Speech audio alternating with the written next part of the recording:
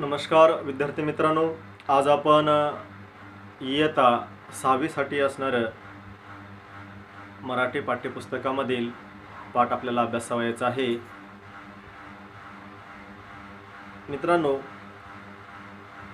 मागील पाठामध्ये आपण सुगरण पक्षाविषयीची माहिती आपण अभ्यासलेली आहे. सुगरण पक्षी हा अत्यंत सुबक आणि सुंदर अशा प्रकारचं घरटं तयार करतो. त्याच्यात असणारं जे काही कौशल्य आहे ते कौशल्य कशा प्रकारचं आहे, तो किती मेहनती आहे, याचं वर्णन आपण मागील पाठामध्ये आपण अभ्यासलेलं आहे. तेव्हा आज आपण एक नवीनच पाठ इथं आपल्याला अभ्यासावयाचा आहे. विद्यार्थी मित्रांनो, लहान मुलांचं मन म्हणजेच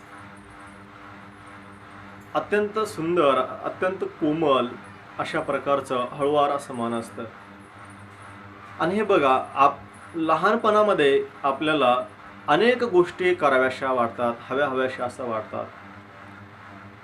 लहान मुलांना पहा, लहान मुलं जर आकाशामध्ये पाहिले आणि आकाशामध्ये काही उडणारे पक्षी जर दिसले की ती लहान मुलांना असं वाटतं की आपणही त्या पक्ष्यासारखं आपल्याला उडता येऊ शकेल का, असं ते विचार करतात.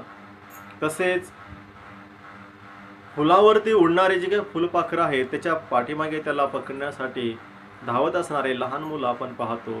हे लहान मुलांचं जे काही भावविश्व आहे ते एक आगळं आणि वेगळ्या प्रकारचं असलेलं आपल्याला दिसून येतं. लहान मुलांना असं वाटतं की आकाशामध्ये सुद्धा आपण पक्षासारखं फिरावं, उडावं. म्हणून अशा प्रकारचं ते खूप वेगवेगळ्या प्रकारची अशी कल्पना करत असतात. तेव्हा विद्यार्थी मित्रांनो, अशाच प्रकारे आपल्या मनामध्ये हा निसर्गामधील असणारे पशु पक्षी पाहून किंवा इतर काही दृश्य पाहून तशा प्रकारचं आपणही व्हावं असं वाटणाऱ्या एका भावस्थितीचं वर्णन करणारे असणारी एक कविता इथं आपल्याला अभ्यासावयाची आहे. कविता आहे 6वी कविता आणि कवितेचं नाव आहे हे खरे खरे पावे.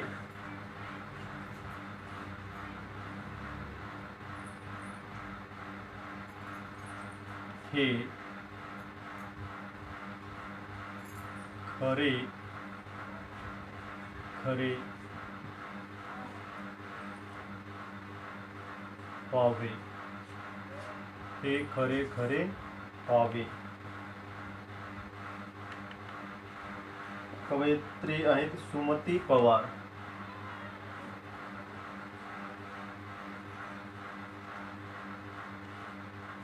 सुमती पवार या कवितेच्या कवयित्री आहेत. आपला अभ्यासक्रमाचं जे मराठी पुस्तक आहे, पाठ्यपुस्तक, त्या पुस्तकामधील पेज नंबर 12 यावरती ही कविता आहे. तसेच पेज नंबर 13 वरती कवितेमधील काही कठीण शब्दांचे अर्थ दिलेले आहे. ते अगोदर कठीण शब्दांचे अर्थ आपल्याला अभ्यासणं गरजेचं आहे. आणि CW मध्ये आणि HW मध्ये सुद्धा ते तुम्ही शब्दार्थ लिहायचे आहेत. शब्दार्थ पहा अगोदर. स्वार होणे. आता स्वार होणे म्हणजेच काय? आरूढ होणे, बसणे अशा प्रकारचा अर्थ. विहरणे. विहरणे म्हणजेच काय? आकाशात उडणे किंवा फिरणे. स्वार होणे, आरूढ होणे, बसणे. आणि त्यानंतर विहरणे, आकाशात उडणे, फिरणे अशा प्रकारचा अर्थ होतो इथे. क्षितिज. क्षितिज या शब्दाचा अर्थ आहे आकाश जेथे जमिनीला टेकल्यासारखा भास होतो ते ठिकाण. क्षितिज या शब्दाचा अर्थ म्हणजे आपण दूरवर दृष्टी टाकल्यानंतर हे आकाश कुठंतरी दूरवर जमिनीला टेकलेलं आहे असा भास आपल्याला होतो किंवा टेकल्यासारखं जे दिसतं त्यास आपण क्षितिज असं म्हणतो. भरारणारा हा शब्द आहे. भरारणारा, वेगाने वाहणारा. अलगद, हळूच. अलगद म्हणजेच का? हळूच. मिश्किल, खोडकर. मिश्किल या शब्दाचा अर्थ खोडकर असा होतो. स्त्रोत, स्त्रोत म्हणजेच ज्यापासून मिळते तो मार्ग. स्त्रोत या शब्दाचा अर्थ काय? ज्यापासून मिळते तो मार्ग, त्याला स्त्रोत असा शब्दप्रयोग आहे. काळोखाला चिरणे. काळोख म्हणजेच काळोख भेदून जाणे. काळोखाला चिरणे याचा अर्थ काय? काळोख भेदून जाणे. भास, भास या शब्दाचा अर्थ भ्रम असा होतो. तर आपण इथं शब्दांचे अर्थ, जे कठीण शब्द त्यांचे अर्थ आपण इथं अभ्यासलेला आहे. विद्यार्थी मित्रांनो, हे शब्दार्थ जे आहेत हे तुम्हाला CW मध्ये आणि HW मध्ये सुद्धा तुम्हाला ही लिहून काढावायचे आहेत. तसेच ही जी काही कविता आहे, कविता सुद्धा तुम्ही CW आणि HW मध्ये एक वेळेस तरी किमान लिहिणं गरजेचं आहे. आणि ते चांगल्या सुंदर अशा अक्षरामध्ये लिहा.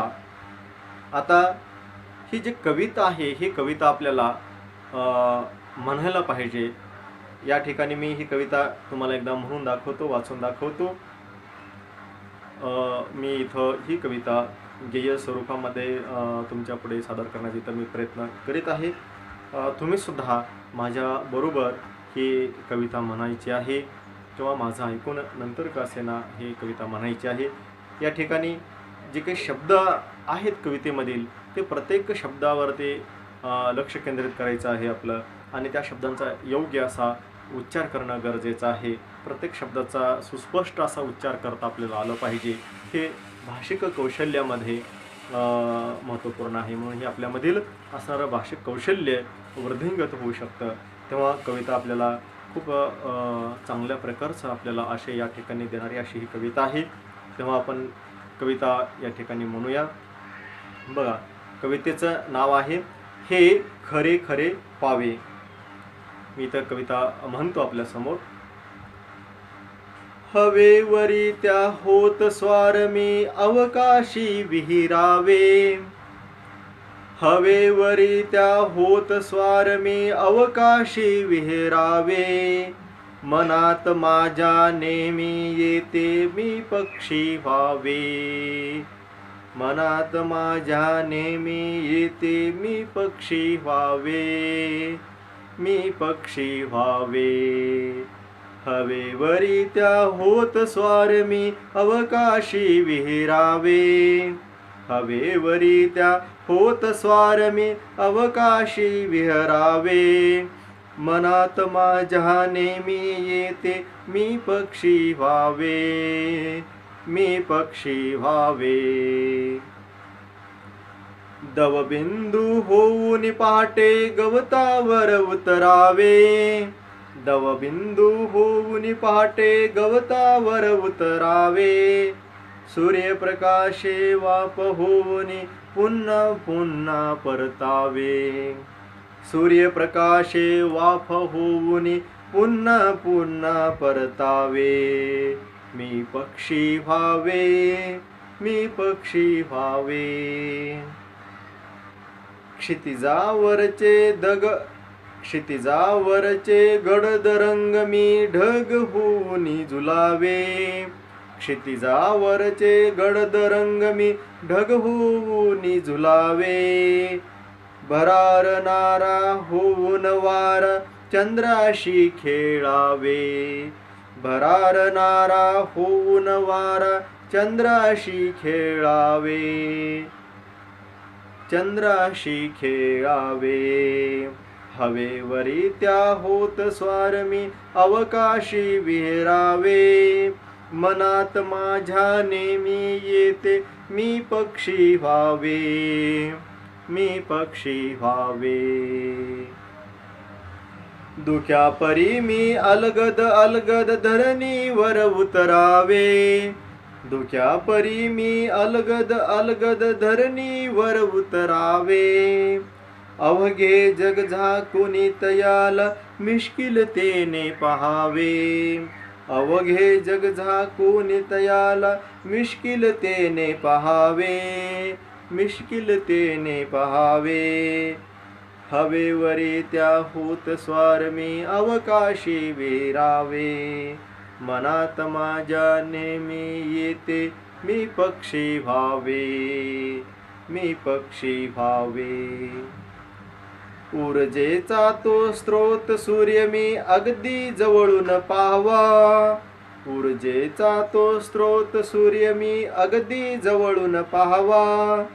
काळोखाला चिरत चिरत मी सूर्यकिरण व्हावा. काळोखाला चिरत चिरत मी सूर्यकिरण व्हावा. सूर्यकिरण व्हावा. निसर्गातल्या रंगामध्ये मी रंगून जावे. निसर्गातल्या रंगामध्ये मी रंगून जावे. भास नको मज तुम्हा सांगतो हे खरे खरे व्हावे. भास नको मज तुम्हा सांगतो हे खरे खरे व्हावे. हे खरे खरे व्हावे. हवेवरी त्या स्वार होत मी अवकाशी विहरावे. मनात माझ्या नेहमी येते मी पक्षी व्हावे. मी पक्षी व्हावे. कवयित्री आहेत सुमती पवार. अशा प्रकारे हे खरे खरे व्हावे ही कविता आपण इथं म्हणलेली आहे. तर अशा प्रकारे आपण ही कविता आपण या ठिकाणी गाण्याचा आपण प्रयत्न केला पाहिजे आणि प्रत्येक शब्दावर व्यवस्थित लक्ष देऊन त्याचा योग्य पद्धतीने उच्चारही करणं गरजेचं आहे. आता विद्यार्थी मित्रांनो, आपण कवितेचं वाचन इथं केलेलं आहे. तेव्हा आता आपल्याला या कवितेचा जो काही भावार्थ आहे तो भावार्थ आपल्याला इथं अभ्यासावायचा आहे, पाहायचा आहे. तर लक्ष द्या. पेज नंबर 12 वरती असणारी ही कविता आहे. हवेवरी त्या होत स्वार मी अवकाशी विहरावे. मनात माझ्या नेहमी येते मी पक्षी व्हावे. मी पक्षी व्हावे. आता हे पहिलं कडवं आहे, अत्यंत सुंदर आहे. यामध्ये ज्या कवयित्री आहेत अत्यंत सुंदर असं त्यांनी इथं वर्णन इथं केलेलं आहे. इथं कवयित्रीला असं वाटतं, हवेवरी त्या होत स्वार मी अवकाशी विहरावे. जी हवा आहे या हवेवरती स्वार व्हायचंय. स्वार व्हायचं म्हणजेच आरूढ व्हायचंय. त्या हवेवर बसून अवकाशी विहरावे म्हणजेच काय करायचं आहे, आकाशामध्ये फिरायचं आहे, जायचं आहे. अशा प्रकारची सुंदर कल्पना इथं कवयित्री मांडतात. म्हणजेच त्या हवेवरती स्वार व्हायचे, हवेवरती बसायचं आहे आणि अवकाशामध्ये उंच उंच भराऱ्या घ्यायच्या आहेत. अवकाशामध्ये उंच उंच ठिकाणी विहार करायचा आहे, फिरायचं आहे, जायचं आहे. मनात माझ्या नेहमी येते मी पक्षी व्हावे. कवयित्री तर काय म्हणतात की माझ्या मनात नेहमी असं येतं की मी पक्षी व्हावे. बघा, इथं अत्यंत सुंदर अशी कल्पना केलेली आहे. लहान मुलांचं जे काही भावविश्व असतं ते या ठिकाणी वर्णन केलेलं आपल्याला इथं दिसून येत आहे.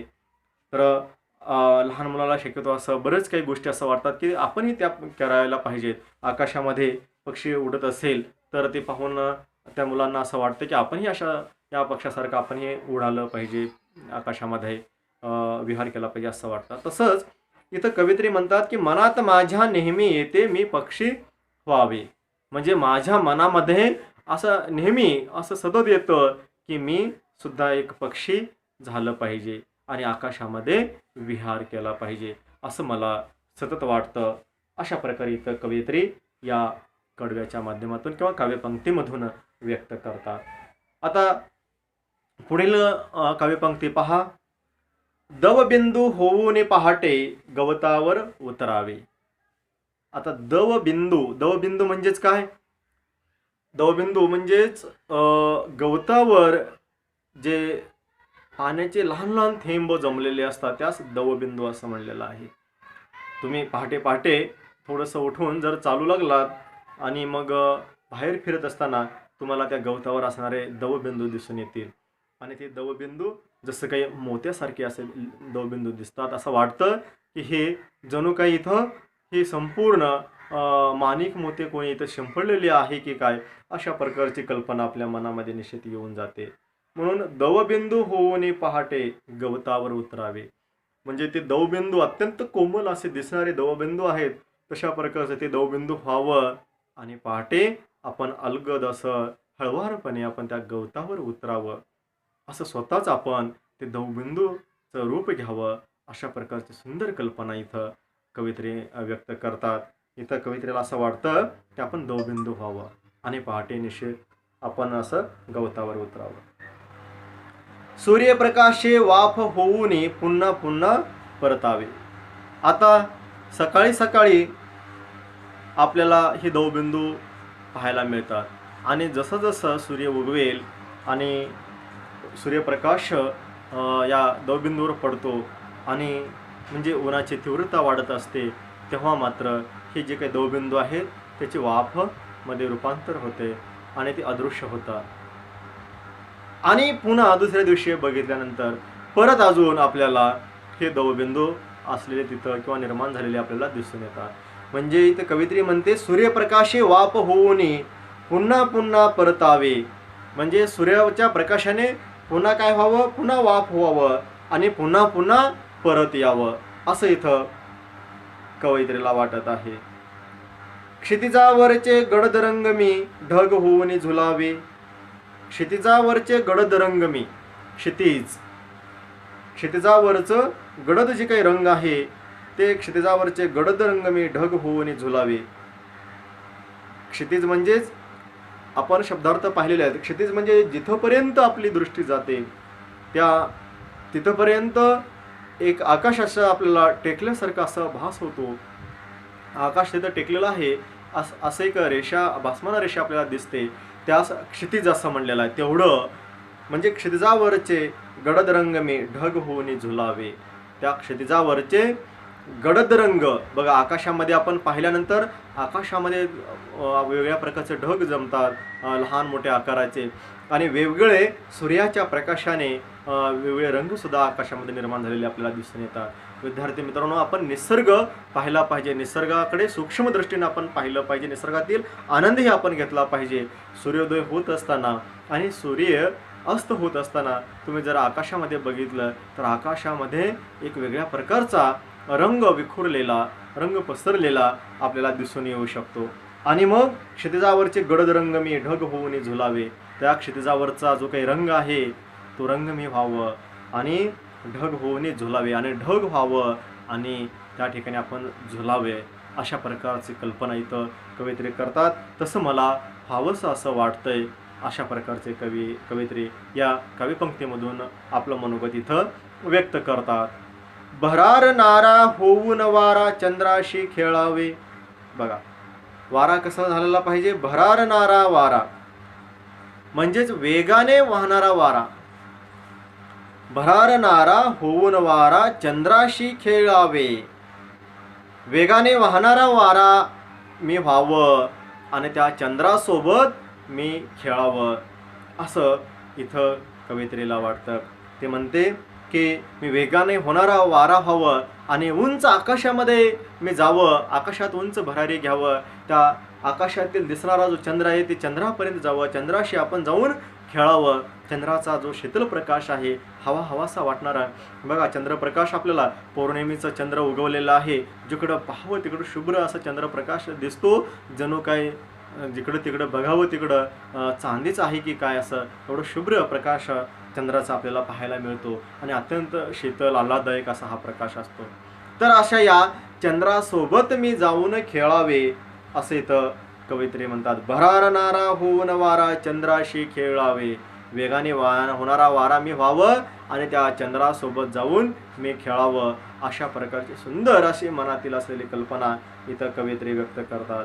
धुक्यापरी मी अलगद अलगद धरणीवर उतरावे, अवघे जग झाकून तयाला मिश्किलतेने पाहावे.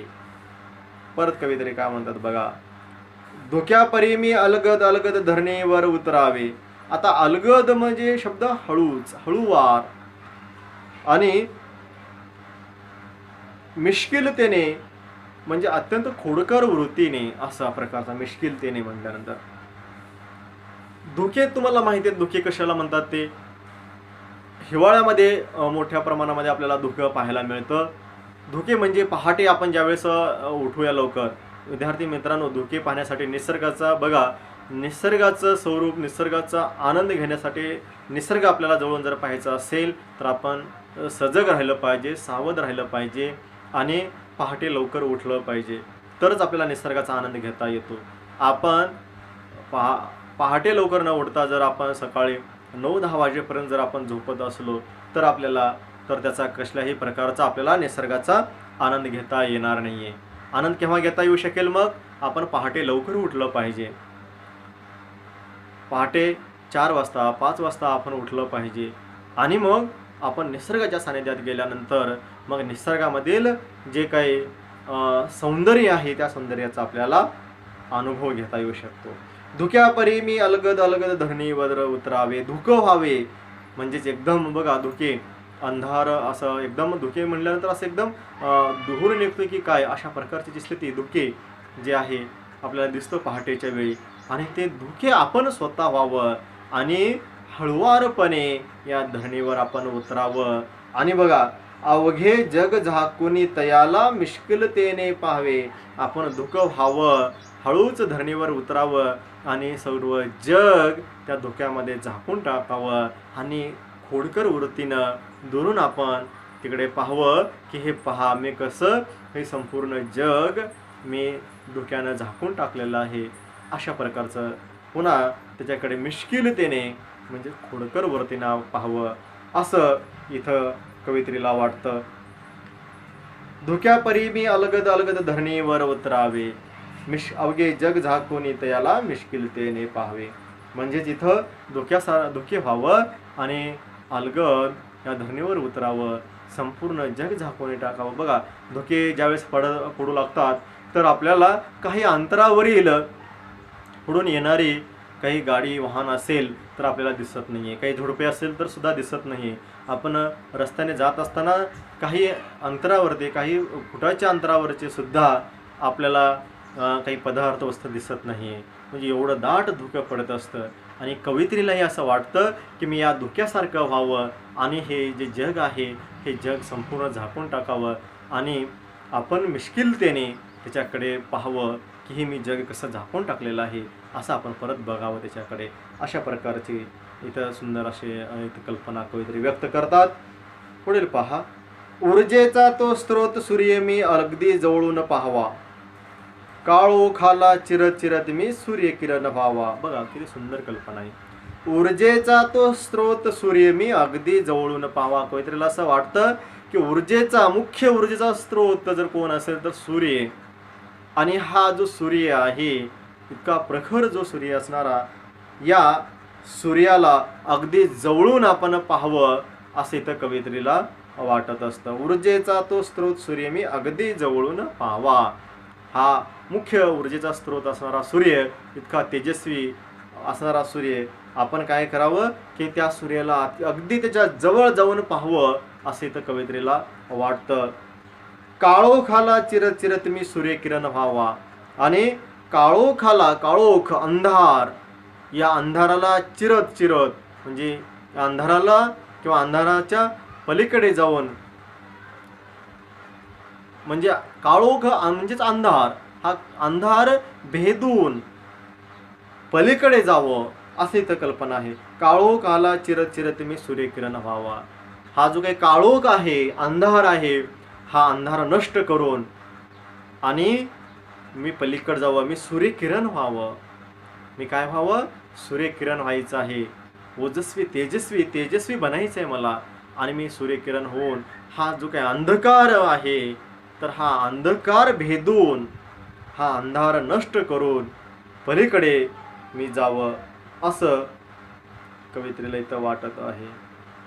ऊर्जेचा तो स्रोत सूर्य मी अगदी जवळून पाहावा, काळोखाला चिरत चिरत मी सूर्यकिरण व्हावा. ऊर्जेचा स्रोत असणारा सूर्य अगदी त्याला जवळून पाहावं असं वाटतं आणि त्या सूर्याचा जो काही सूर्यकिरण आहे तो स्वतः व्हावं आणि हा जो काही काळोख आहे हा काळोख भेदून मला पुढे जावं, हा काळोख चिरून पुढे जावं असं इथं कवयित्रीला वाटत असतं. निसर्गातल्या रंगामध्ये मी रंगून जावे, भास नको मज तुम्हा सांगतो हे खरे खरे व्हावे. पुन्हा काय म्हणतात बघा, निसर्गातल्या रंगामध्ये मी रंगून जावे. निसर्गातले जे काही विविध रंग आहेत, निसर्गामध्ये अनेक रंग विखुरलेले आपल्याला दिसून येतात. बघा, आकाशामधील ढगांचे आकार पाहणं हा एक वेगळा आनंद आहे. सूर्योदय होत असताना पूर्वेकडची दिशा बघा, किती सुंदर दिसते ते. सूर्योदय कधी दिसेल आपल्याला?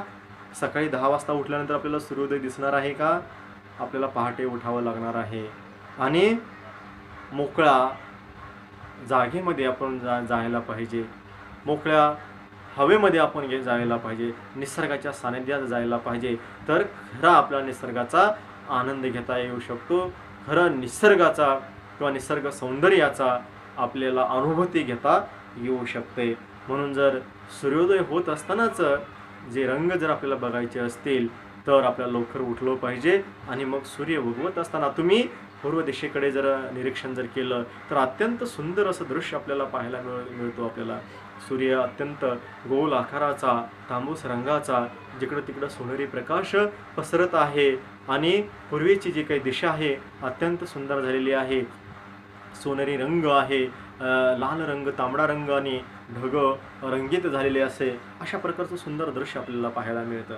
म्हणून निसर्गातल्या रंगामध्ये मी रंगून जावे, अशा प्रकारचा जो रंग आहे या रंगामध्ये मी स्वतः रंगून जावं असं इथं कवयित्रीला वाटते. निसर्गातल्या रंगामध्ये मी रंगून जावे. या ढगामधून दिसणारे रंग, आकाशात दिसणारे रंग, हे जे निसर्गामध्ये वेगवेगळ्या प्रकारचे जे रंग आहेत तर या रंगामध्ये मी स्वतः रंगून जावं अशा प्रकारचे विचार किंवा मनोगत इथं कवयित्रीचं आहे ते इथं व्यक्त करतात. आणि निसर्गामध्ये बघा, आपल्याला पाऊस पडून गेला की पाऊस पडल्यानंतर आपल्याला इंद्रधनुष्य उगवलेलं आपल्याला दिसून येतो. त्या इंद्रधनुष्यामध्ये सप्तरंग असतात. अशा प्रकारचं निसर्गात असणारे जे काही रंग आहेत या रंगामध्ये स्वतः मी रंगून जावं, तशाच प्रकारचा मी रंग व्हावं आणि निसर्गामध्ये आपण त्या रंगाच्या माध्यमातून व्यक्त व्हावं असं इथं कवयित्रीला वाटतं. भास नको मज तुम्हा सांगतो हे खरे खरे व्हावे. कवयित्री काय म्हणतात की भास नको, हे माझा नुसता भास नाहीये, भ्रम नाहीये, हा नुसता भ्रम नको आहे मला, तर काय करायचंय, मला खरंच अशा प्रकारचं व्हायचं आहे, असं हे खरं खरं व्हावे. भास नको मज तुम्हा सांगतो हे खरे खरे व्हावे. हा भास नको आहे, हा भ्रम नको आहे, तर मी तुम्हाला सांगतोय की हे खरं खरं व्हावं असे तर वाटतं. अशा प्रकारचे इथं कवयित्री म्हणतात. बघा, हे खरे खरे व्हावे ही असणारी जी कविता आहे अत्यंत सुंदर कविता आणि लहान मुलांच्या भावविश्वावर आधारित असणारी अत्यंत सुंदर अशी ही कविता इथं कवयित्रीने लिहिलेली आहे. म्हणजेच या कवितेच्या माध्यमातून आपले मनातील जे काही भावना आहेत किंवा मनोगत आहे ते इथं शब्दबद्ध कवितेने अत्यंत सुंदर आणि अत्यंत सहज सोप्या अशा शब्दामध्ये इथं व्यक्त त्यांनी केलेलं आहे. कवयित्रीला असं वाटत आहे सुरुवातीला की आपण हवेवरील स्वार व्हावं आणि आकाशी विहरावं आणि आपण पक्षी व्हावं, आकाशामध्ये विहरावं, अशी सुंदर कल्पना वाटत असते. दवबिंदू होऊन पहाटे गवतावर उतरावे, दवबिंदू व्हावं आणि आपण या गवतावरती उतरावं. त्यानंतर सूर्यप्रकाश वाप होऊन परत पुन्हा पुन्हा आणि यावं, परतावं, अशी सुंदर कल्पना करतात. क्षितिजावरचे गडद रंग होऊन ढग होऊन झुलावे. क्षितिजावरचं गडद रंग व्हावं आणि ढग होऊन आपण झुलावं आणि वेगाने वाहणारा वारा होऊन चंद्रासोबत खेळावं. धुक्यापरी मी अलगद होऊन धरणीवर उतरावे, म्हणजे अलगद अलगद असं उतरावं, धुके व्हावं आणि अलगद या धरणीवरती उतरावं आणि संपूर्ण जग झाकून टाकून खोडकर वरतीने त्याच्याकडे लांबून पाहावं, अशा प्रकारचं इथं कवयित्रीला वाटत असतं. हा जो काही सूर्य आहे तो सूर्यही मी व्हावं आणि अगदी जवळून त्याला जाऊन पाहावं, अशा प्रकारचं कवयित्रीला वाटतं. सूर्य तर व्हावंच, पण सूर्याचा जो असणारा सूर्यकिरण जो आहे तो होऊन जो काही काळोख आहे का, हा काळोख चिरत चिरत जावं असं या ठिकाणी कवितेला वाटत असतं. त्यानंतर निसर्गामध्ये वेगवेगळ्या प्रकारचे रंग विखुरलेत, तर ह्या निसर्गामधील रंग होऊन जावं. आणि कवितेच्या शेवटी म्हणते, हा काही भ्रम नाही आहे, तर हे सर्व खरं खरं व्हावं. अशा प्रकारची इथं कवितरी अत्यंत सुंदर शब्दामध्ये विचार व्यक्त करते. विद्यार्थी मित्रांनो, ही कविता शब्दार्थ CWHW मध्ये लिहायचं आहे आणि स्वाध्यायासाठी काही इथं खाली प्रश्न दिलेले आहेत. ते स्वाध्यायाचे प्रश्न होमवर्कमध्ये लिहायचे आहेत. तसेच तुम्हाला वर्कबुक देण्यात आलेली आहे, तर ते वर्कबुकमधील सर्व प्रश्न सोडवायचे आहेत. धन्यवाद.